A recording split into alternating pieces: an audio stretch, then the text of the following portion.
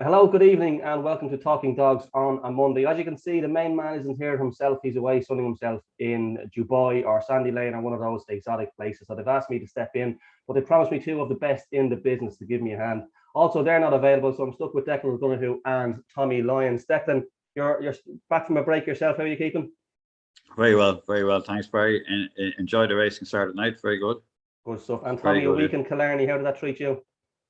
Oh, it was a week in Killarney. it was long. It was good. It was good, but it's a long week down there. But I can't believe I'd say this now, but I'm missing Ian already. Tommy, we're not even a minute deep. We're not even a minute deep. I'll try and change your mind again at the end of this. Anyway, we'll give it a go. Big shoes to fill. Declan, we will start with you. Shelburne Park on Saturday night. The betting did suggest we could have a runaway winner. We did have a runaway winner, but it wasn't in the shape of a magical poppy. It was Crafty Kokoro for the Divleys. She was a fine winner in the end, Declan. She was. Yeah, I think she's always looked one for this kind of stake. I remember the first night late show around. I said, "Here's a 600 dogger. If ever we've seen one." It took a while, but he was. And if you said he won the Easter Cup twice unbeaten over 525, I got you certified. But he did that as well. But this one has looked, and yet I just when she came to it, she didn't look that happy with it. First, she won her first round. I believe she's off colour slightly in recent weeks. But once she led, really, second bend, it was kind of. I know they're great dogs in against her. Once she led the second bend, it really was game over. Um, Yeah, I sort of mentioned last week that she hadn't led around the bend since her debut. So she put egg on my face there. But Tommy, as Declan says, once she led around the first bend, the second bend, I suppose, clocking 13:58 to the line the first time. The rest of them were always kind of struggling to catch her. Yeah, there were. Like we did say, it's interesting that Declan said there about the fact that she might have been off color a bit, because we did mention after the second round that even though we were going to give her time, in terms of proving herself as a stayer, there were a few question marks raised about the performance, and she was picked up by Tinnock Solis. So when kind of we're looking at her then going, what can she be now? Is it maybe a bit too far for her? Is there something about the dynamic of a 750 race that doesn't suit? But the other night, I think we learned. It was a brilliant performance. It was brilliant because she not that she had to battle for the lead, but she took the lead at a perfect position, and she was just so strong. She got up so hard all the way. It was actually a joy to watch. Now, in a way, it's a little bit of a shame that Magical Poppy didn't win it, because Magical Poppy had been so good the two previous rounds. But that's Greyhound racing, isn't it? You know what I mean. You can say it's like to say in the colour of money. You can play 8 trick shots and miss the line and lose the game. That's the type of thing. So that's what it felt a little bit like. A bit unfortunate. She ran her heart out, because you know what, Magical Poppy, when she didn't lead, and actually what costed the race, apart from the fact that she obviously didn't do her flying section and Ballinbola bolt, was very quick out. Also, the Crafty Kokoro was able to match her to the bend Yeah. on the night, and they were literally side by side going into the bend. And Crafty Kokoro had the advantage of the inside and went on, whereas Magical Poppy had nowhere to go. It was a little bit of a shame in one way, because she had been outstanding for the two previous rounds, the semi-final and quarter-final. But you can't take anything away from the finalists. It was just a smashing display. Like. No, it was, and we mentioned last week how she was improving with each of her runs over Yeah. 750, and you can see here 41.60 in the first round, went 41.50, 41.40, and won the final in 41.30. So she's certainly an improving bitch over the trip. Magical Pop, we've seen it so many times, even in graded stakes. You've seen dogs get to these finals of stakes unbeaten, and then just when it comes to the final, Declan, you can see it. Like I can remember 10 instances when you see dogs getting to the final unbeaten, and then it just doesn't happen on the night. well, I would think Patrick Guilford driving up was even a bit anxious, because having won the previous Saturday night, the big final, won the international during the week, and the law of averages, it's not going to keep happening. She's a top class one. She's top class overall. A bit like last year's winner, Paul Hensey's last year. She win over all sorts of distances. She's very, very good.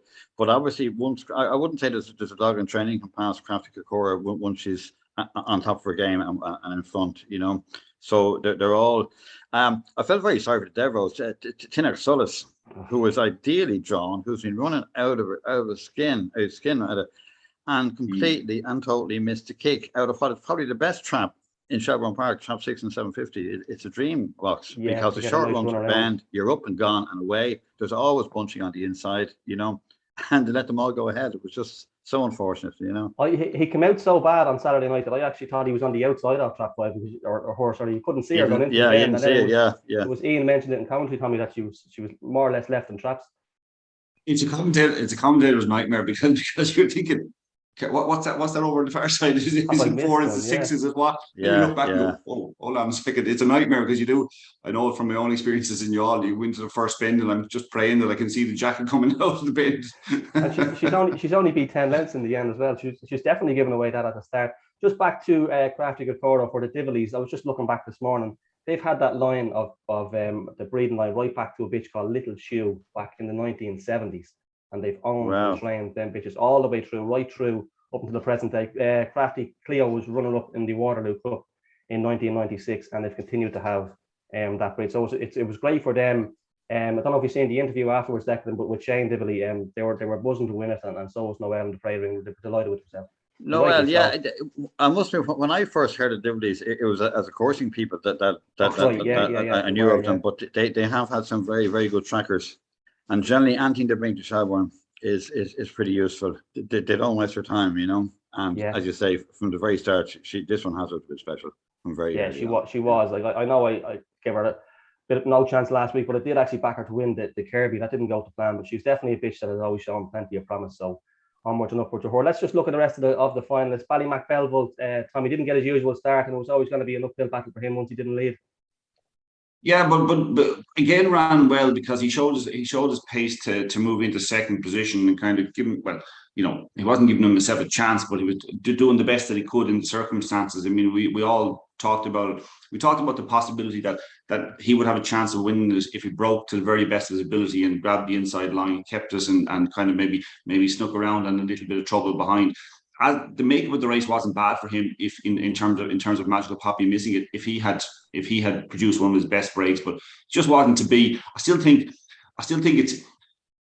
it's important if you're somebody who well, for breeding purposes, but for punting purposes, when things go completely wrong for a dog, you still want to see them putting in maximum effort, even if it's completely against the way they normally run or what normally happens for them. And I think he did. I think it's fair to say showed plenty of pace in the middle of the race. And you know, we all knew what was going to happen later on. Unfortunately, he exerts himself so much there. He's not the strongest to stay over 750. So I'd say, to be fair to him, I don't think he ran that badly at all. Just things didn't happen for him right. It's his race was all about the start. And that was, unfortunately, didn't go exactly as required. Yeah, without a doubt. Declan, Dark Ava, probably, I know she is a strong start, but another one who's better off the front if she can get one of her flying starts. She ran well in the semi-final, but wasn't to be for her on Saturday night. Yeah, there was a little bit of crowding behind, you know, especially, as we said, there always is around the opening two bends, as there are in the sprints, actually. It seems to be a permanent fixture there, you know. And Ballymac Belleville went second, held second for a long way. Actually held second onto the home straight, which was a fair effort, all things considered. But Dark Ava needs to get a run. She needs room and she needs to get on the inside. And Ballymac Belleville was not giving the inside to anything. So straight away she had to stand. She was already behind. She had to start switching out. But she didn't break. And she's a very good one. She'll win plenty of races over that trip, no doubt about it. Yeah. But she just didn't get to run the race. Yeah. And Tommy, we did touch on Magical Poppy. She missed the start and she was always in the back foot, as we say. But she did start to make a move around the sprint box, heading on the back straight for the second time, but she was always going to be up against it, really, wasn't she?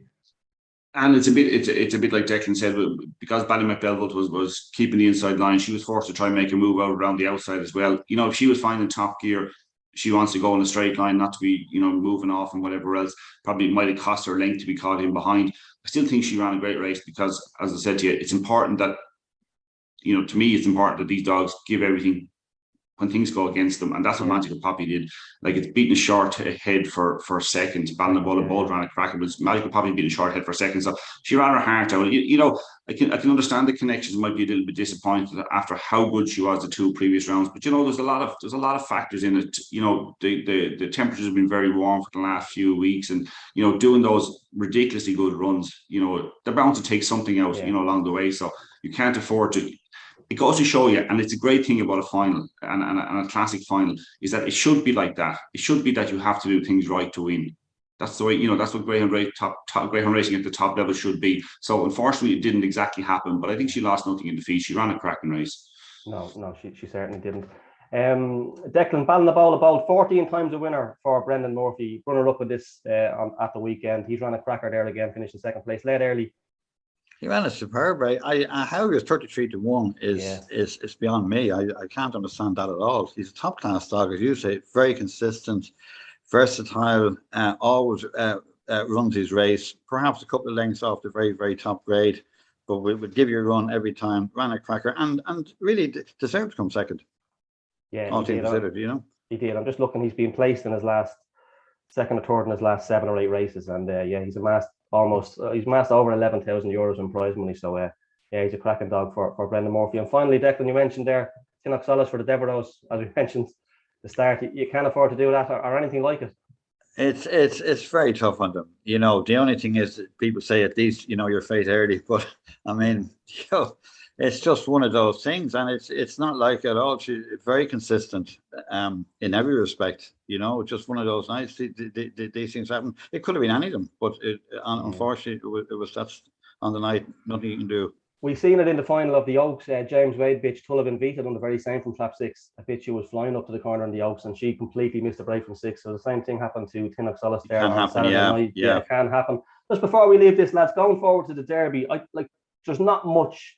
Not many options around for staying dogs at the moment on the calendar. So I think maybe the majority of the field here, Declan, would go for the Derby. As I say, there's not much else for them to go for, is there?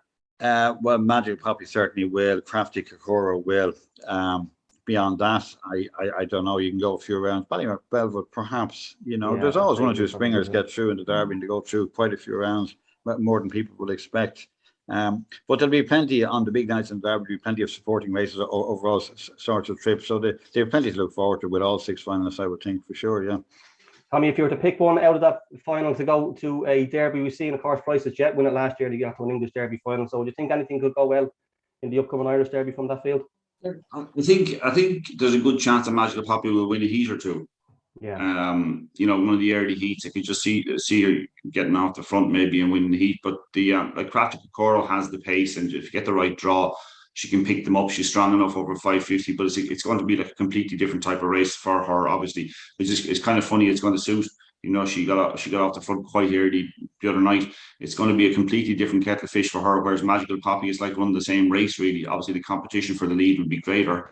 Yeah. But it's a similar type of race that she's going to be running anyway. So I'd say Magical Poppy is the one that's most likely to maybe win the early round heats. But Crafty Kokoro is the one likely to go furthest. I know what you mean. In the Derby.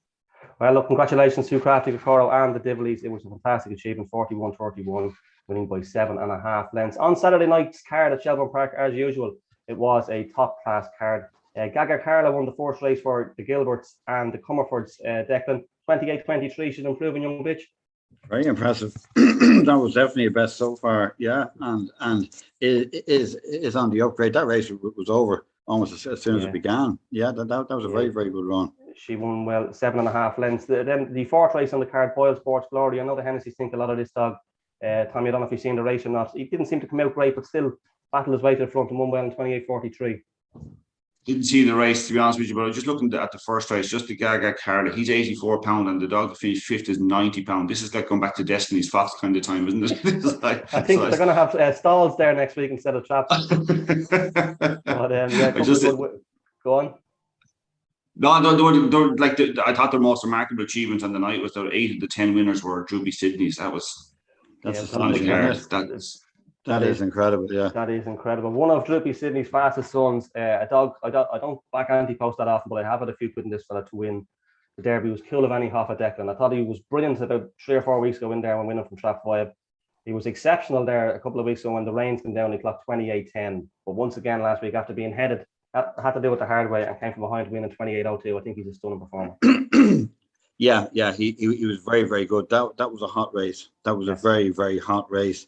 I was impressed by the third dog, Born Warrior. He's definitely on my Derby list. He's a 550 dog. He was back from Kilkenny, and he ran well. And the runner-up, Owen McKenna's Velasco, there was a mile up in class there, and certainly didn't look out of place at all. That was a good race, certainly. Yeah, there was much talk about around Shelburne Park on Saturday night about that race. Tommy, your thoughts on Cuchulainn Hoffa? I think he's excellent. He is, and it was great to see him do the 28:02 from coming from behind. Yeah. Velasco is coming out of that Dennis Linehan unrace that we talked about so much in the last few weeks. Again, and I think Romeo Command won later on the card in Cork. I think maybe the last race. I think that form is working out really, really, really well.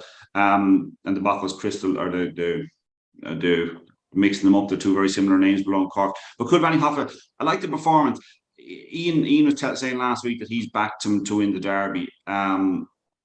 He'd be encouraged by the fact that he came from behind and looked so strong in the race. I doubt there were very strong runners in behind in terms of Velasco maybe getting the chance to lead, and as Declan said, a mile up in class. But you'd want him to sharpen up a little bit at the traps if you're nitpicking, because he was a 10 to 11 chance the other night and he's doing 28:02. There's nothing to crab about it in terms of what you read off the card, but he just wants to be that tiny bit sharper at boxes, because the competition. This is like, I know sometimes you say it just for the sake of saying it in the hope of hyping it up, maybe in your own head or to other people, but like about the strength of a Derby. But like, there was going to be a phenomenal level of phenomenal quality in the Derby this year, as far as I can see, and it's going to be coming from every track. There's so many good dogs that have barely have seen Shelburne Park, but not that often so far. And like Declan saying, Born Warrior coming back, there are just loads and loads, and there's dozens of them. I mean, Ian said he got 33-1, I think, Cuchulainn Hoffa, and that's a great price. But you want to pick up about 4 or 5 of them before the Derby starts, because there are that many at that sort of price that are good enough to compete or go to the final of a Derby. So I like Cuchulainn Hoffa. He's certainly shown a consistency now that we want to see in him. And it's a bit early yet for the Derby, but you'd like to see him get a couple of weeks break maybe or something, and then step up towards the Derby again, build up towards it. Have you fancy prices about him as well? At 33-1, there's still a bit of 25-1 available about him. But just if you're betting anti-post, there's 50 or 60 dogs below 50-1, so there's not great value out there, if you know what I mean. Yeah. They're betting to a huge percentage, so unless you're really strong on one, just be careful. Yeah, Velasco we touched on for All McKenna. He ran a blinder. As to Born Warrior, he came in there with a great record. I think it was 7 from 9. And Galloping Sydney ran well. He was up thereabouts with those two early pace setters, Velasco and Cuchulainn Hoffa. He ran well too. Just to mention, Pat Buckley's dog had a trial there. This Tullig Surname on Saturday night. He's 7 from 7 at the moment. He clocked 28:06 in there on Saturday night. So nothing too bad about that. Now he's 7 out of 7. So it'll be interesting to see him make his debut around Shelburne Park shortly enough. Beach Avenue finished second. It looks like he's going to be aimed at the Derby in the 7th race. That was his first run back in a while, where Callaway Masters laid all for All McKenna. And then later on in the card, we had another top class race. It was the last race on the card over 550, where 2 in a row got back to form. Declan, he looked in trouble down the back straight when Bocco's Bullets had picked it up and went past him into the third bend. But in fairness to him, he rallied to get back up near the line. He did. He was back to his best, and Bocco's Bullets set a very strong standard and was running well. The clock there was 29:48, so they both ran up to their best form. Very impressed by Ballymore Border on the comeback trail. He's been out for a long time at one thing and another, and to be thrown back in at that level and to run a nice race in third, but certainly the first two must be on everyone's Derby shortlist. Absolutely. Yeah, without a doubt. Ballymore Border, he looked good. I think he won that stake around Christmas time. That's right. The Dublin Cup, was it? Yeah, it was one of those ones right at the tail end of the year there. Yeah. An A3 competition one in 28:14, one of those ones. Tommy, that was a good race there on Saturday night. Bocco's Buds showed plenty of pace to head 2 in a row down the far side, but as I said to Declan, in fairness to him, he rallied to get back up in the line. You can come away very encouraged by both of them, because Bocco's Buds, we had kind of maybe thought that maybe he has to get out in front. He has that sort of early pace and might be a slightly short runner. Very encouraged by that run, because he didn't fly out. The two of them bumped straight away, and it was 2 in a row who actually came away better from the bit of a bump. For a dog like Bocco's Buds to show that pace off that happening, and to be able to take the lead from 2 in a row and only be beaten half a length in the end as well, still doing 29:51. It's a huge run, and it's a step forward for Bocco's Buds as well. So I'd be very encouraged by both of those. And I suspect connections of 2 in a row are very shrewd as well. He won't be anywhere near fully wound up yet, even though he's had a few runs recently. He'll be on the slow and ready to go when the Derby comes. So I'd expect more from him. Very, very encouraged by both of them, to be honest. Yeah, 2 of them ran big races. And the last race we look at Shelburne Saturday night was the 5th race, where maybe this time last week this dog would have got more credit for his run. Kumachua done just a 30:90, but which we've seen dogs gone around there in 30:59. it's nothing really to write home about. But yeah, good winner there for Carl Ramsbottom, Declan Cuchulainn. Well supported, went off odds on, winning in 30.90 for the 575, a fine run.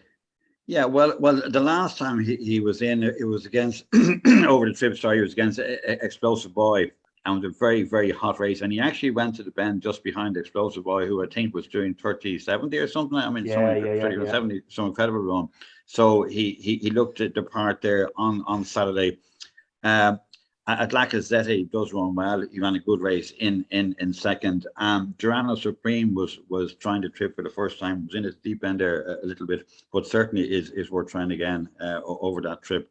But on his last 575 run, Cool Mature, that possibly is his best distance. But he is a 550 dog as well. You know, he's a good dog and he's improving. He is. And Tommy, as you mentioned at the top of the show, Droopy Sydney, 8 winners from 10. I don't think I've often seen maybe a stud dog get the headlines if he had 3 or 4 winners at Shelburne Park, but to get 8 out of 10, that's just incredible. Yeah, like we kind of felt half guilty. You mentioned this last year that he was beginning to make strides, because I mean, you oftentimes you overlook the stud dog, or depending on your angle on how you're looking at racing or whatever. But what he's doing is quite phenomenal at the moment. And if you look down through it, like he's there's a lot of there are a lot of them, like, you know, they're in the races and they're running well and be beaten. But to get 8 out of 10 on the Shelburne Park on a particularly competitive night, I know there were a few graded races and whatever else, but like, he won the feature. He had Cuchulainn, Hoffa. He had 2 in a row. He had almost everything on the night, and they were big runs. They weren't just kind of, you know, this wasn't 10 A6s or anything like that. Like, this is top level of Greyhound racing. Like, he's phenomenal, absolutely phenomenal what he's achieving at the moment. He is, and Declan, when you think that he probably missed the first year or two of his career at stud because he only had the one race, so I'm sure breeders were pretty skeptical to give him a go, if you know what I mean. I'd say they were waiting to see what his first crop were like. So when you consider he probably didn't miss the first year or so of his stud career because people were waiting to see what sort of dogs he was producing, it's some achievement. He's definitely the best we've seen since the likes of maybe Frightful Flash and Top Honcho, them sort of dogs. He is. Well, I mean, I think Top Honcho was still serving at 40 years of age or something. I mean, he's still Top Honcho dogs are still around. You know, but he's incredible. 8 out of 10. I don't remember anything like that before on a Saturday night, especially.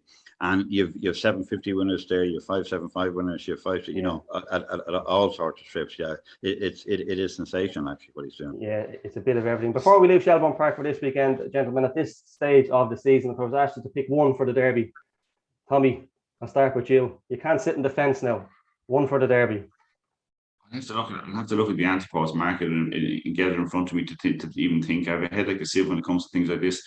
But favourite is still batting the ball ahead with Swords Rex, 2 in a row was in there. The other Kobe 16s, Vincenzo, Bocco's Buds, and a couple of lads from. Yeah, like I'd you know, I think at this stage, I wouldn't be backing something at 12 to 1, 12 or 14 to 1, even though if I was to pick one of those, I'd probably go with Swords Rex, to be honest about it, just because I think even though I had my doubts about him for a while, he's produced at so many levels at this stage and shown phenomenal early pace under pressure when a race. We watched him when races might not necessarily suit him, whatever. Balnabola is amazingly fast, and we saw it in Toaster for a part of that, and then he went out, and you kind of just have it in my head, is something like that going to happen in the Irish Derby as well? Is there going to be a night when things just don't go for him and that'll be it? Like, I don't know now. That might be harsh on him because he's a seriously fast dog, probably as fast as anything else. But look what we've seen in the last few weeks. You have 2 in a row in there. The other Kobe, Vincenzo was in it. Bocco's Buds is now down to 20 to 1, and probably deservedly so after the other night. Even though he was beaten, I was more impressed than ever I was with him. Romeo Magico, who probably mightn't even feature as an interest to people, even do you know what I mean? We mightn't even be, you know, an English Derby winner, and we might be looking and going, God, he'll need a bit of luck, or you know, we'll be doubting him by the time it comes to Derby, because that's our nature to try to find something a little bit different or whatever. Like the Cuchulainn, Calvin, Duke, explosive boy in superb form. We'll probably talk about that in a minute. Kildare was in there. He's nearly forgotten at this stage. He's 25 to 1, even though, you know, he's probably 10th or 12th in the betting. I'm honest to God, I really can't get over the whole standard of it. I haven't got something at the moment. I could throw something in there, but at this stage I wouldn't. I'd struggle to have a bet at the moment. I will have a bet. Get you next week. Park Blake ran a cracker. Didn't Park Blake run a cracker again the other night? Yeah, down in Cork, I think in 28:08 or something similar like that. I might touch on that now in a second. And that's a sharpness that we mightn't have seen from him before. The kind of or the last time we saw that kind of sharpness might have been the early rounds of the Ledger last year. Yeah. He could do a trapping a bit better, but he got it right there on Saturday. Declan, are you going to sit in the fence like Tommy, or have you got one for us at the moment? I think on Saturday night, Cool Vanny Hoffa was very good. Born Warrior is good. I'm slightly worried that some of those at the top of the market, they have very little Shelburne experience. And that I think that does come into it, you know. The top two of the market have one race around Shelburne between them, I think, balling the ball ahead and Sword. Yeah, that is now Sword Rex was very good. The one we saw him in Shelburne, he was superb. That Kilgraney Sydney is a serious dog as well. God, there are so many there, and name escapes me now. Dolores has a dog for. I was just going to say a Mustang Jet. Sean Burke, yeah. I was actually just going to put him up. He is right up there. He had a trial on Saturday night there. He done 29.78 around Shelbourne before racing. I think a big thing when you're picking a dog for the Derby this year is the trap draw, because there's so many dogs. Like 80% of the field are going to be seated inside, as has been the norm for the last 5 or 6 years. But there's so many dogs in there, the likes of the other Kobe, 2 in a row, who are just bang railers. And if you're drawn on the inside of one of them, you could be in serious trouble, you know, in the earlier rounds, where the likes of Mustang Jet and Cuchulainn Vanny Hoffa, they're middles and wide seed, and they're always going to get a clear run. And even if you're in 5 and one of those bang railers is on the inside, you've room to make a bit of a mistake. So I think if you're back in anti-post, maybe an outside runner is the way to go. But yeah, I wouldn't put anybody off having a few quid on that Mustang Jet. So that wraps up Shelburne Park for Saturday night. Down in Cork, Tommy, over the weekend, as you mentioned, good car down there. We will touch on when you mentioned earlier on, what was his name? Sorry. That was Park Lake. Sorry, we'll touch on him in a second. Another dog you mentioned, Romeo Command. He won the last race down there in 29.41 for the 550. He's a decent sort. That's a massive run. It can't happen at a time where you can get an anomalous kind of run like that. But that was a savage run. But we did talk about it. We've nearly flogged it to death at this stage. The Dennis Linhan. It just seems to have been exceptionally good dogs this year. We could see it from the very start. Even dogs that mightn't have featured in the final, he came out and did a huge run. But we had talked about him actually. We mentioned Ian was on, and we were talking about this, saying the dog that finished third, which was Romeo Command at the time, had caught the eye as well and looked natural for stepping up to 550. You know, the 550s in Shelburne and the 550 in Curraheen are quite different tests, but it was encouraging for the first time in this dog's career to see him get out in front and actually see what he could do. So for him to get to be able to get lead, and then to do, and I think it took him most of the length of the straight to get there, really, to kind of get in proper control of the race. But to do a 29.41, they don't come very often around Cork. It's a huge run. And you touched on Park Lake. He won the Open 5-5 on the card, 28.05, winning by 7 lengths. Yeah, he's going to be a player in the Derby as well.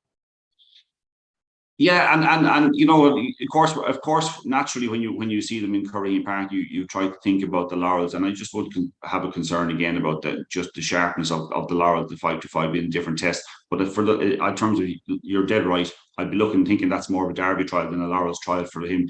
But just good to see that from him again, because say we raved about him in the early rounds of the Ledger, and at times he's kind of let us down a little bit in terms of, you know, just when you think things are just beginning to click properly and he's about to go and make a huge breakthrough in a big classic or whatever, just things haven't happened exactly for him. So nice to see that. That would have sharpened him up an awful lot.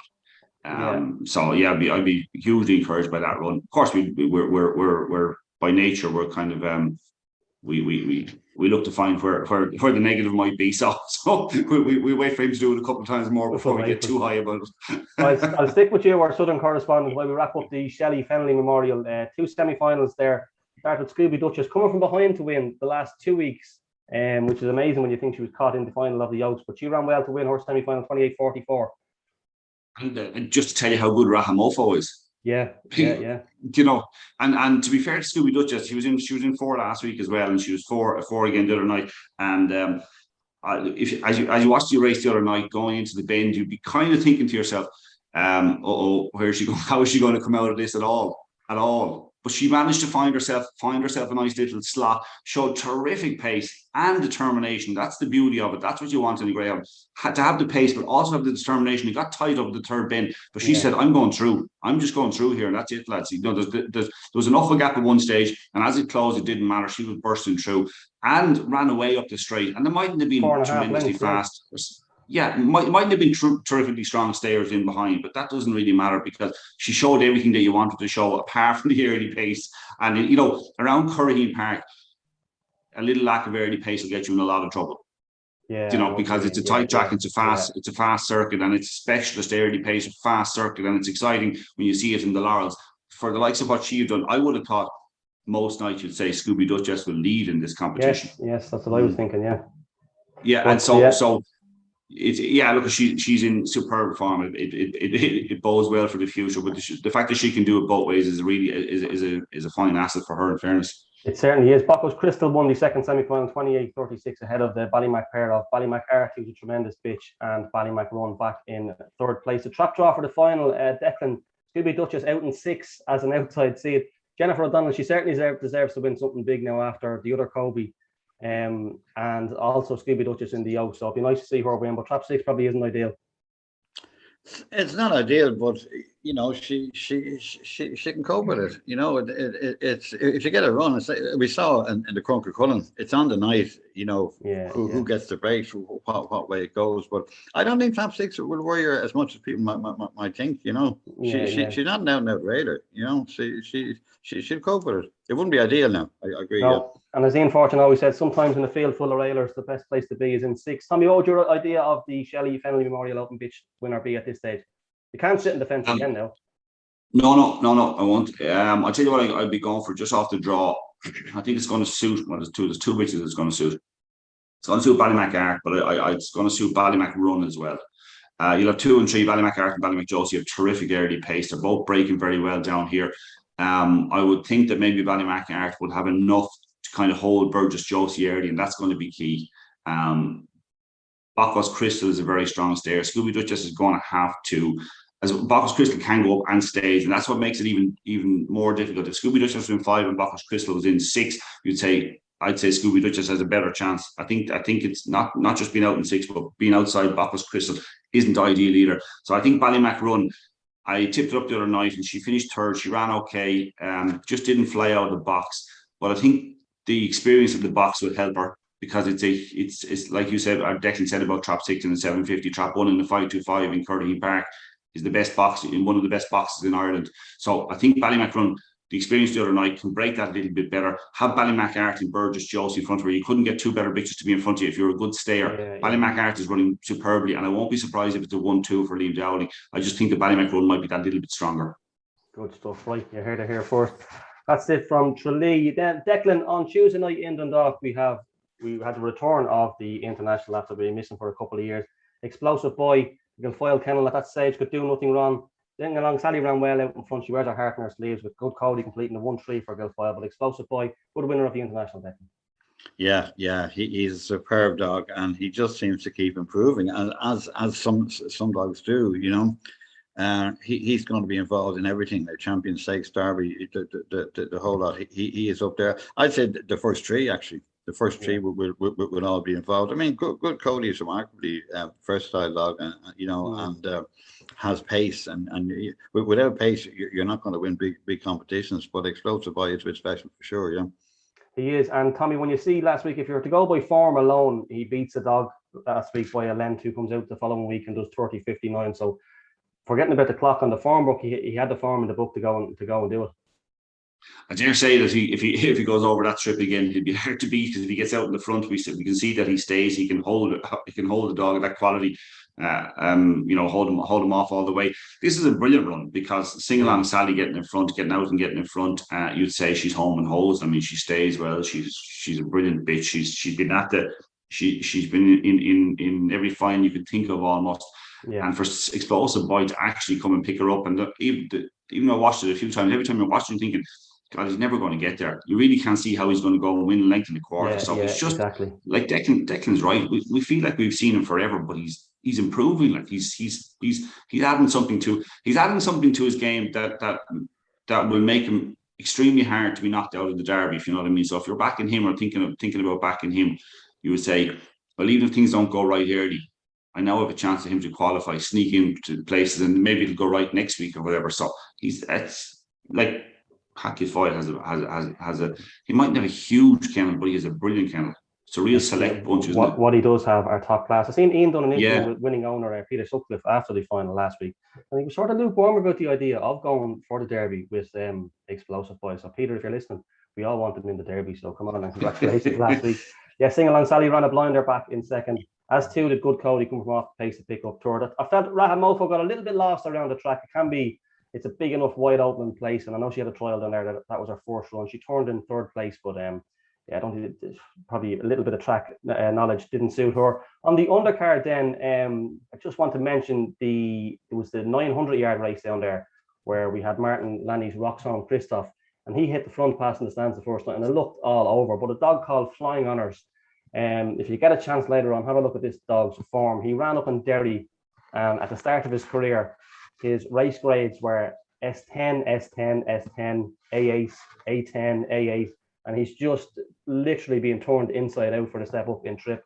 I seen him run in Shelburne Park in March over 750. It was his first time over 6 bend, and he was flying at the finish. And to pick up a dog like Roxham Christoph, Tommy, who you know from Shelburne Park, it's some achievement to go and beat him by 4 lengths over the 900 yards. So we could be one for the Ted Hegarty Marathon, that dog. Has to be 5 or 6 lengths behind, but still we're going down the back. But like that's handicapping Alan Mark Prescott now. That is S10, S10, S10. Go to an extreme distance. I'm even watching it here while we're talking, and like the second last bend, there's still 5 or 6 lengths we made up, and then to go and win by 4, as you say. Yeah, it looks like an absolute out and out stare. That's Ian's type of dog now. That's yeah, he loved that. Yeah, score log champ esque. Declan, Saturday night down in Dundalk, we seen the first round of the R1 Irish Sprint Cup. Won last year, of course, by Good Cody. We've seen some tremendous runs. One of the heats that stuck out for me, I fancy Terrain Ace to win it out. He was drawn against Gizmo Cash and Flashing Willow in a thrilling first round heat. That's hot stuff, yeah. Yeah, he is. He's very good, and I always like the dogs that are basically 525 dogs. Yeah, you need Good Cody is one. Serene Ace is another. Yeah, they're superb. But again, that'll take a lot of winning that competition. It is absolutely red hot. You know. Yeah, and although it's a 2-bend competition, Tommy, I think as Declan mentioned, you do need a strong dog. You do need maybe a 525 dog, because that's a long home strike up to the second finish line of the dog. You need something that stays the trip strongly, like.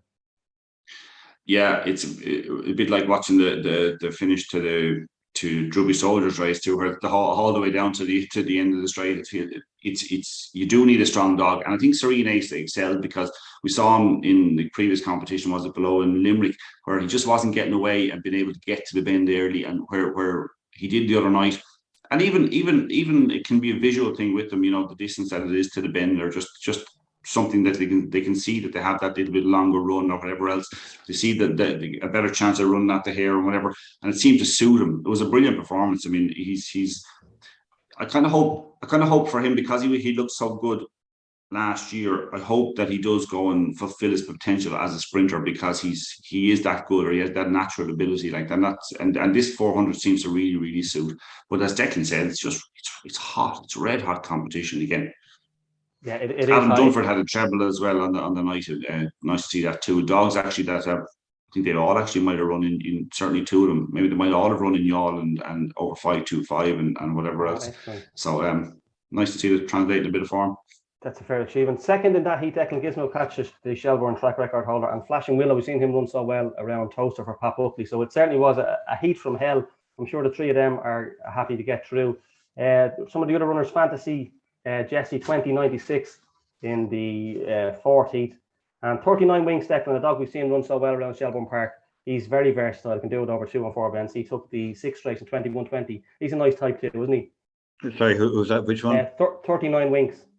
Oh yeah, very, very, very much. Yeah, that is. I mean, getting to the final in this is going to be your first task.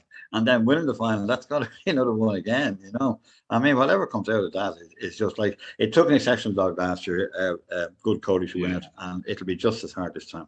You know, if you put the proverbial gun to my head, I would say Serene Ace, but there's so many in it. There's so many, you know, that can do it. If you can keep coming out like that and do 20-80 runs over that 400 trip, you're going to be almost impossible to beat. Yeah. I think this competition will wrap up this year in time for the Derby, Tommy. Last year, I don't think that was the case. I think you will be able to get, but would you throw Serene Ace in? Or I think he's run over 550 before at Shelburne Park, hasn't he? Skywalker Barry just caught him in some competition. you know, 39 when wings. they Yeah. get when they get a bit of confidence and get a chance to get out in front, and I'm not saying that'll happen every week in Dundalk. It's too hot to say that for certain. But if he did happen to go through the competition and get a few goals at getting out in front and showing what he can do, you know, with that natural speed, you'd imagine he'd go a long way. Might even get to win the heat, but I can't see him going deep into the derby and winning it. And not at this stage. He'd have to prove something to me anyway before I'd start thinking that way. I think Slip the Lark ran in a 400-yard competition down in Dundalk before he went so close in the derby many years ago. So maybe, if they can get out, get a bit of confidence in them, you never know. Good Cody, I presume he's going to be Irish derby down now as well. So look, that's a hot competition down in Dundalk. Gentlemen, we're almost out of time. Just want to mention the heat we have at the moment. No racing in Ireland yesterday, and again, I think we've no racing again this evening. It's probably the right call, Declan, the heat at the moment. Of course, yeah. I mean, there's no horse racing in the UK for the next 2 days. Our dogs either for the next 2 days. Listen, we rarely get this weather.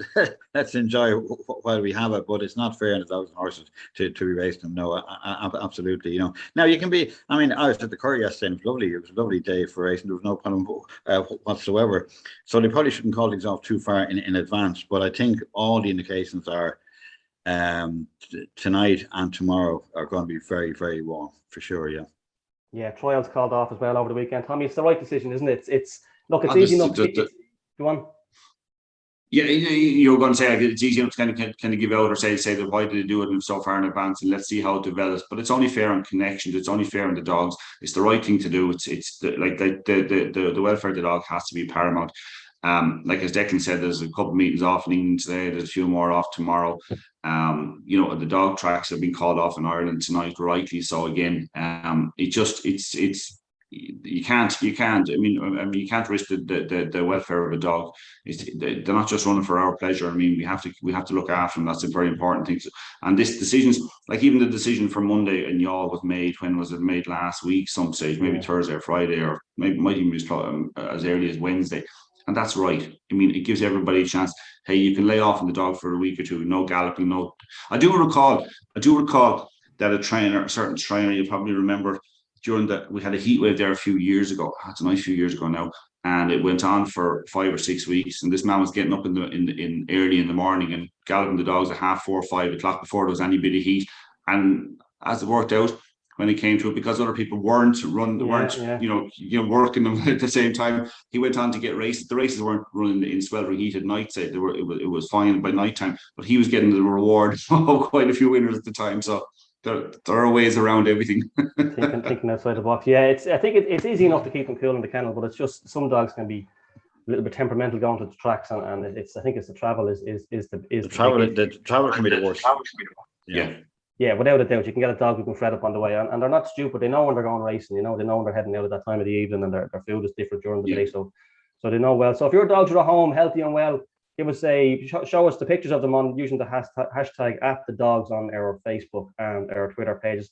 Lads, thanks very much for your time this morning. I'm no Ian Fortune, but we're getting there. I'll see you again here next week. We hope you have a great week, and thanks for joining us. All the best. Cheers, Barry. Thank you.